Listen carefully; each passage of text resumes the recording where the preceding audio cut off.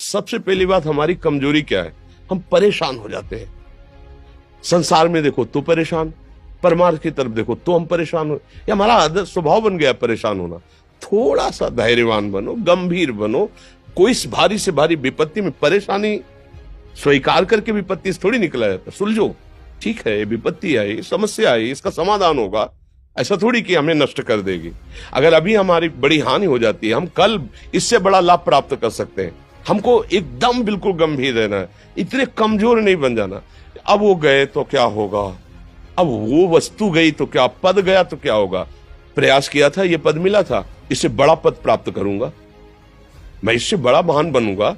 ठीक है, एक बार गिर गया, गलती हो गई, दंड भोगूंगा, फिर इससे ज्यादा संयम में रहूंगा। बिल्कुल, मतलब एकदम फ्रेश दिमाग रखना चाहिए। और अपने लोग क्या है, जरा सी बात में एकदम पछड़ा कर लेते हैं, एकदम कमजोर हो जाते हैं। ये बिल्कुल ठीक नहीं है। हम जीवन भर की यात्रा की बात कह रहे हैं, भारी से भारी कष्ट में भी मुस्कुराना, तो हमें बल मिला है, हमें भगवान की कृपा का दर्शन हुआ है, हमें उनका दुलार दिखाई दिया है।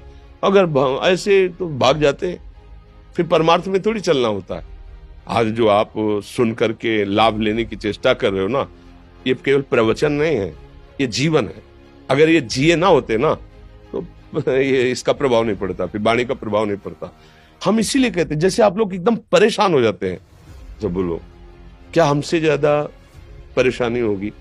दोनों किडनी खराब, दवाई लाने के लिए पैसे नहीं, पानी रखा है हम उठ के पी नहीं सकते, भीषण शरीर में कष्ट, भीषण बुखार, क्योंकि किडनी फेल, जरा में बुखार, खाने को क्या, रोटी मांग के लाओ। अगर वहां सब्जी मिलती तो लाल मिर्च ऐसी पड़ के मिलती थी कि वो पा नहीं सकते थे। आप सोचो, पानी लाना है तो मुझे लाना है, पीना है तो मुझे पीना है।